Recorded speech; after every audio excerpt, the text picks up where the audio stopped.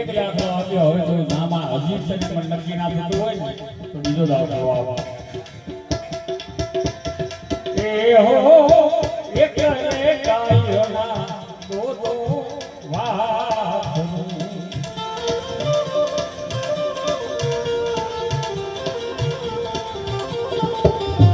એ લખ્યા જના